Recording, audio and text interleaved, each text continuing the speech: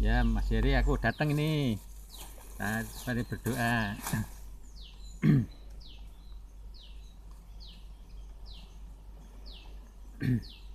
Atas nama Bapa dan Putra dan Roh Kudus. Amin.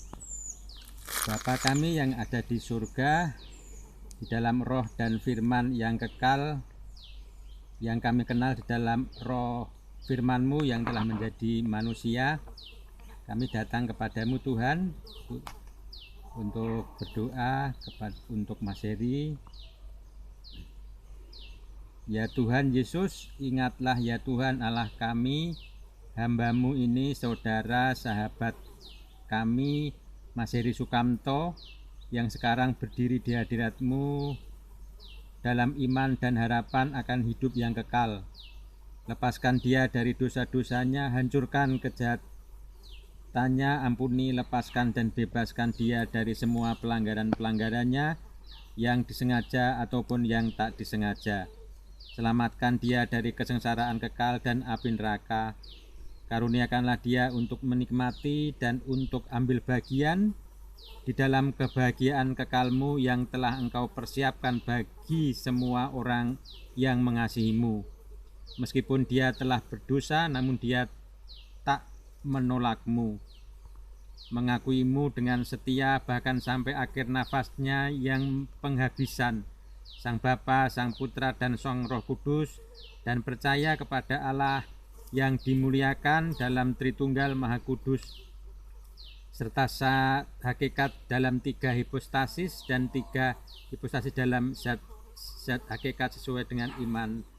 Oleh karena itu berbelas kasihanlah dan karuniakanlah kepadanya istirahat bersama segenap orang-orang suci-Mu, karena Engkau itu penuh kemurahan. Tak seorang pun yang hidup yang tidak berdosa, dan hanya Engkau saja yang bebas dari segala noda, dan kebenaran-Mu itu akan tinggal selama-lamanya.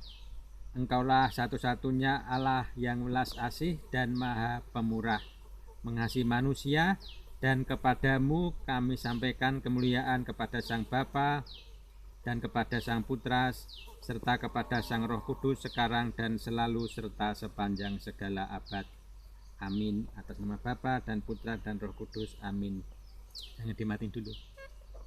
Nah, kalau orang Kristen purba itu mendoakan hampir mirip dengan doa-doa orang Jawa, yaitu 3 hari setelah meninggal. Nah, kalau Jawa itu kan 7. Nah, kalau di gereja purba itu 9, kemudian 40, kemudian 90 hari. Nah, kalau Jawa kan 100, kalau gereja purba itu 90 hari, kemudian 1000 hari. Masing-masing punya makna. Jadi kalau yang 3 hari itu Tuhan Yesus bangkit dari surga, bangkit dari kematian. Kalau yang 9 hari itu adalah angka yang paling tinggi, yang paling tinggi. Kalau 40 hari ini Tuhan Yesus naik ke 40 hari Tuhan Yesus naik ke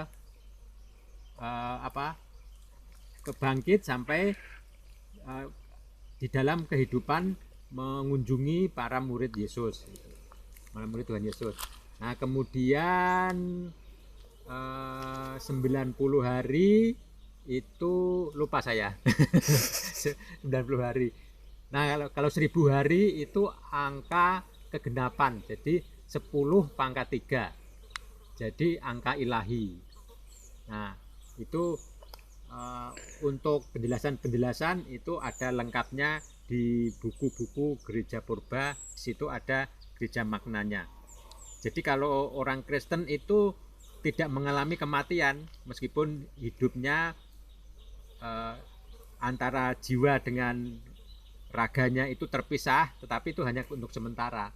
Nanti akan dibangkitkan lagi pada hari akhir zaman, seperti Tuhan Yesus bangkit itu. Nah, jadi kalau orang Kristen itu bangkit, nanti tubuhnya bangkit seperti Tuhan Yesus bangkit itu. Nah, tetapi menggunakan tubuh rohani. Jadi misalkan bangkit tapi bisa menembus tembok, bisa terbang, bisa melayang. Jadi artinya tubuhnya itu lebih kasar dari tubuh malaikat, tetapi lebih halus dari tubuh yang kita pakai sekarang ini.